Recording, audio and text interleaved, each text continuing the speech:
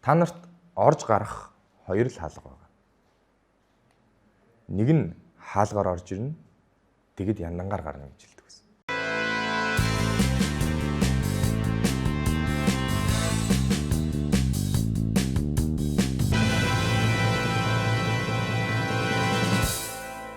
Hi guys, Чингүн байна. Ингээд Чингүниverse channel-да тавтай морил. Энэ бол миний хамгийн ихний бичлэг байна. Тийм болохоор ерөнхийдөө цаашдаа юу хийж, яаж явахад товчхон тайлбарлая. Би ерөнхийдөө хүмүүсийн ойр орчинд болдог, өнгөрсөнд болсон юм уу, ирээдүйд болж магадгүй ямар нэгэн асуудлын талаар илэн далангүй ярилцсан. Тэгээд цаашдаа та бүгдийг уйдаахгүй сонирхолтой контент видеонуудыг араараас нь оруулна гэж амлаж байна. Тийм болохоор та бүхэн subscribe дараад лайка дараад бичлэгээ өргөжлүүлээд үзээрэй. Баярлалаа. Чингүниverse. Өнгөрсөн зууны өр өвдгөн босромог харгислыг би та нарт ярьж өгье. Энэ харгислыг ерөнхийдөө нэг хүн гардаад хийцэн гэж хэлж бараг л болохоор. Тэр таваарш бол энэ Йосеф Менгел гэж залуу байгаа. Яг хөө залууч гэж бараг адгуус гэж хэлчихэд онохоор. Хувийн амьдралын талаар гүн гүнзгий судлагдаагүйч тэрнийг түүхэнд хачирхалтай бөгөөд ёс суртахуунгүй нэг ингэж тэмдэглэсэн байна. 1911 оны 3 дугаар сарын 16-ны бүрхэг өдөр Германы Гюнцбург хотод тэрээр мэндэлжээ. Тэрээр Чинэлэг айлын гэр бүл төрсөн бөгөөд айлын том, доороо 2 эрэгтэй дүүтэй юмсан ч 3 эрэгтэй тэрсгэн өссөн гэсэн. Тэрээр хаа очиж нэг сонирхсан юм харин улаарч сурдаг, бүр ингэж уллаарч сурдаг нэг юм байсан байгаа байхгүй. Хөгжимд сонирхолтой дээр уран зураг зурах дуртай. Урлагт дуртай хүн байсан байгаа. Ер нь дэлхийн 2 дугаар дайнд зарим нэг урлагт дуртай хүмүүс нь бол хамаг амтны тосын тулд яг урлагаараа явчих хэрэгтэй байсан гэж бас хаяа бодох юм. Тэр эхлээд философи, антропологийн чиглэлээр суралцж байгаад дараа нь ангаах ухаан руу шилжсэн байна. 1935 онд Мюнхний их сургуулиас антропологийн чиглэлээр докторийн зэрэг аваад за улмаар хүний генетик, удам зөв, евгениктэй холбоотой судалгаанд татагдсан байна. Тэр үеийн нацист үзэл санааг өөрөө хөхүүлэн дэмжсэн.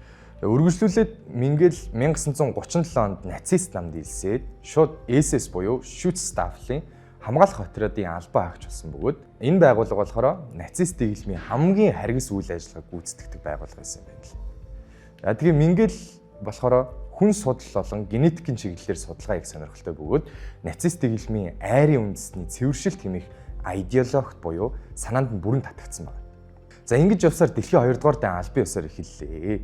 Дайн дөнгөж эхлээд Менгел Германы айрамд цэргийн эмчээр ажиллаж агаад 1940 онд Германы айрамд үүрэг гүйцэтгэж байсан боловч удалгүй элит албан тушаалах СС-ийн эмнэлгийн корпус руу шилжсэн байна. Тэгээд ажлаа хийж явах явцдаа зүүн фронтод үүрэг гүйцэтгэж агаад дайны талбарт шархсан цэргүүдийг эмчлэх ажилд оролцож байсан. Ажлаа бол үнэн сэтгэлээсээ хийдэг хүн байсан бөгөөд дайны талбарт өөрөө хүн аварч яваад хүнч шархтан үүргээ гүйцэтгэх боломжгүй болж Германд буцсан байна.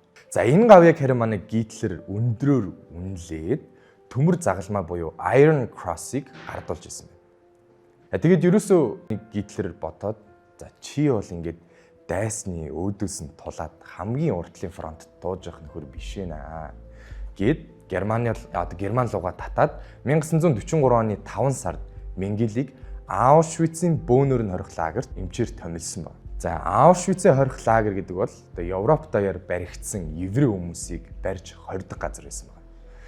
За энэ үеэс эхлэн түүний харгас үйлдэлүүд бүрэн эхэлсэн гэж үздэг. Тэрээр Аушвицэд ирж байгаа хоригдлуудыг ажиллах чадвартай болон ажиллах чадваргүй гэж ялгадаг байсан. Хөдөлмөр эрхлэх чадвартай хүмүүсийг нь хуарандаа аваад чадахгүйнуудыг нь шууд хийн камерт хийдэг байсан. За хийн камерт орно гэдэг нь шууд цаазаар авахулж байна л гэсэн үг. Хорт хий цацаад тэгээ тэрэнд нь хүн ингээд амьсгалах чадамжгүй болоод ингээд угаартад өгдөг гэсэн тийм юм байсан юм шиг байлээ. Тэгээд үхснийхаа дараа үхсэн биеийн цогцыг нь шууд шатаадаг, шууд зуухаар дээш нь гарна. За ингэж ялгагдаж үхэж байгаа хүмүүсийн 4-ний 3 орчим нь баг ирсэн бүх хүүхдүүд. За үлдсэн хүүхэдтэй ээжүүд болон жирэмсэн эмэгтэйчүүд өндөр настангууд хөгжлийн бэрхшээлтэй хүмүүсийг ялган хордог бас устгадаг байсан байна. За бусад эмч нарын яриагаар нь сонсох нэ сонгох үйл явц нь хамгийн хэцүү гэгддэг байсан байна. Тэнгүүд харин манай Менгел бол инээж байгаа л ингээд жагсаа зогсож байгаа бол бүр ингээд шүглдэж удирдах байгаа л сонгочдөг байсан байхгүй. За үүний зэрэгцээ шууд хийн камерт хийгээгүй хоригдлууд дээр Менгель харгас эмнэлгийн туршилтуудыг хийж эхэлсэн. Тэрээр генетикийн судалгаа хийх зорилгоор ихэвчлэн хүүхдүүд дээр туршилтаа хийдэг байсан байна. Тухайн үедээ туршилтанд орох гэж байгаа хүүхдүүдээ өөрөө хараад сонгодог байсан бөгөөд нэг Менгелийн гажиг гэж хэлж болохоор юм нь ихэр хүүхдүүд Менгелийн сонирхлыг маш их татдаг байсан байна. Яагаад вэ гэхээр одоо яг нэг өөрөө генетик антропологийн чиглэлээр суралцж байсан тэрэндээ аягүй сонирхолтой байсан гэсэн шүү дээ. Тэнгүүт яг энэ гаж сонирхол нь одоо энэ Менгелийн энэ үйл явцыг хийх үндсэн гол түлхүүр нь болж өгсөн байна. Тэгээд бас миний бодохны бас яагаад нэг ийм юм гаргасан юм, яагаад нэг ийм бодол төрсөн болоо гэж бодохоор Менгель бас нэг ингэж бодсон байна. Энэ ихэр хүүхдүүдийн генийг судлаад одоо яг Германд шинээр төрж байгаа хүүхдүүдийг би ингээд хоёр ихэр эрэгтэй хүүхэд төрүүлдэг болгочих юм бол одоо хайрамдаа нэмэртэй юм хийнэ гэж өөрөө итгэжсэн нэг юм нөхрийн шуум бас байдаг юм шиг байлээ. Бас байдаг юм байлээ.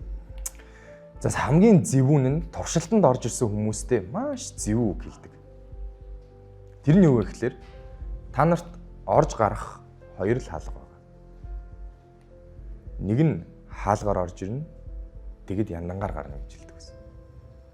Тэрээр туршилтаа нэгч өвчин амдаахгүйгээр хийдэг байсан бөгөөд өдөрт 2000 хоригдол ирлээ гэж бодоход өдөрт нь 1600-ын цааш наруулдаг. За үүнийхээ олон тооны хоригдлыг амьдаар нь цааш харуулдаг байсан байна. За эхлээд өөрөө судалгаа гэж бодож үүнийг хийдэг байсан ч одоо энэ сүултээ баг өөрийнх нь нэг хобби болоод яг өдөр болгон ингэж хийгээд хар чи хүний тархинд ингэж нэг дадал мадал гэдэг юм суугаад одоо тэрнтэй ч холбоотой юм уу эсвэл зүгээр өөрөө цус өдөр болгон цус хараад гарч хүн чинь гажигдсан шүү дээ яаж ч утсан. Тэгэд энийг үргэлжлүүлж хийсээр байгаад бүр ингэж донтцсон байна. Дээрээс нь одоо хүүхдүүдийн бие эрхтнийг салгаад нөгөөд нь залгадаг. Шууд амьдаар нь хоёр хүүхдийн гарыг тастаад нөгөөд нь сольж хийх. Эсвэл гар үл хоёрын нь байрыг солиод одоо энэ юмнуудаа бол гол нь өвчин андаагчгүй унтуулга одоо юу ч байхгүй тухайд шууд сэрүүнээр нь хийж байгаа байхгүй. За тэгэд нөгөө Менгель чинь урлагт сонирхолтой дээрээ хүний нүд сонирхноо хажуугаар нэгж байгаа. Тэр сонирхолтой хөтлөгдөөд хүний нүдний өнгийг солих олон туршилт хийжсэн. Маш олон химийн элементүүд холиод нүд рүү шприцээр яг го тухайн үед бол яг юугаар хийжсэнийг нь бас сайн мэдэхгүй. Гэхдээ ерөнхийдөө бол одоо өндгөрөө бол шприцээр л хийх байлгүй. Тийм нарийнхан юмар тэр химийн элементүүдээ химийн нэгдлүүдийг шахдаг байсан байна. Тэгэд угаасаа анхны удаа л туршижсэн болохоор баг бүтчихсэн түүх байхгүй. Шууд хүүхдүүд тэр даруйдаа сохордог. Тэгэд угаасаа сохорсон хүүхдүүд бол Менгельд тэр туршилтанд хэрэггүй. Тийм болохоор угаасаа ойлгомжтой. Нөгөө нэг хийн зуух руугаа хийчихэж байгаа. Тэгэд миний нэг сонссон юм юу вэ гэхээр дэлхийн 2 дугаар дайн ерөнхийдөө дайны үеэр шинжлэх ухаан огцом өссөн гэж түүхчид судлаачид бол дүгнэд юм билээ.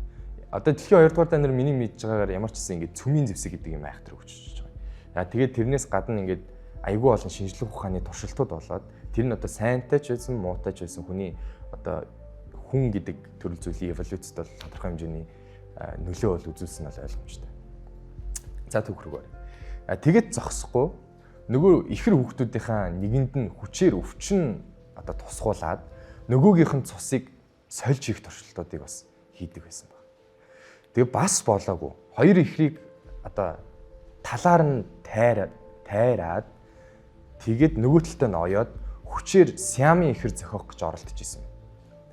За Менгель 14 ихэр хүүхдийн зүрхэнд одоо хлороформ тариулаад одоо нэгэн зэрэг хөнөөсөн түүх бас байд юм.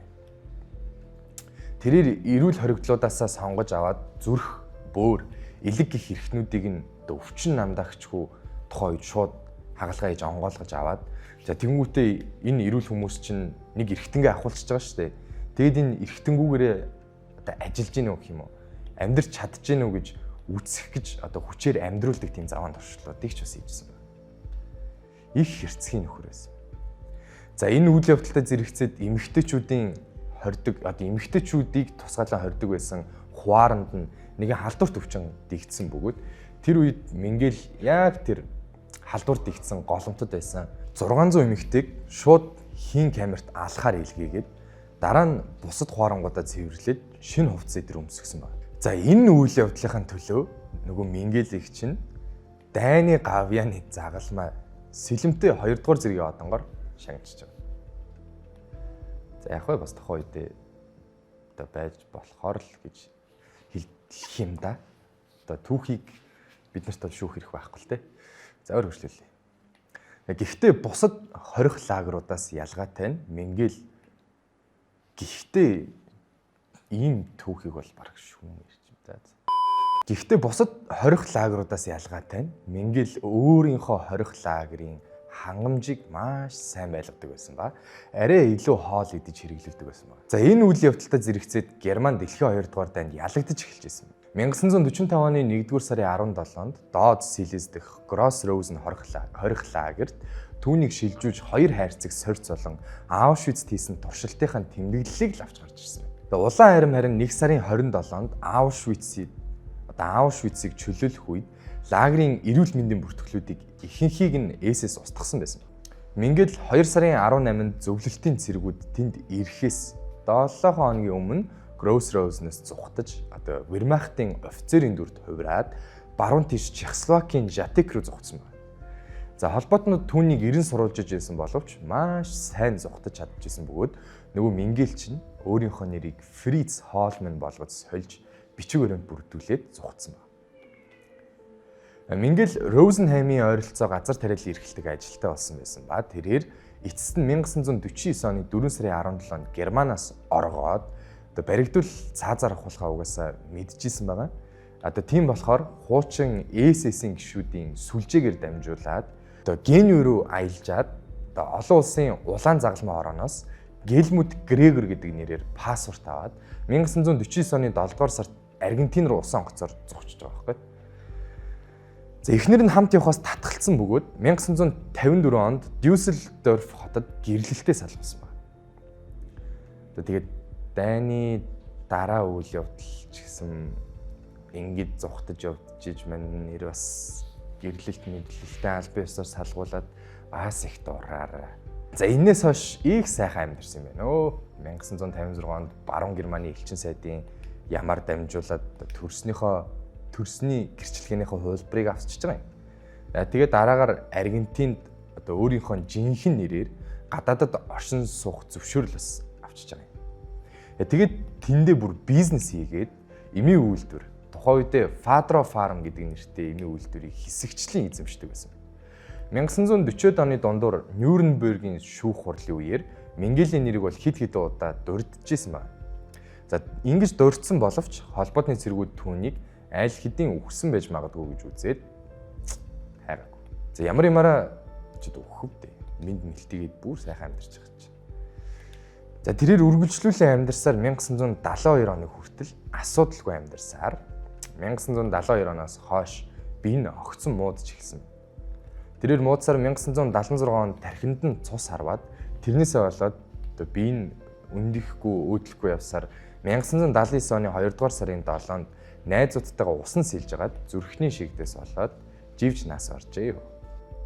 За энэ удаагийн бичлэг энэ үрээд өндөрлж байна. Цаашдаа өшөө сонирхолтой содон амун эннээс арай өөр түүхүүч ярьж магадгүй.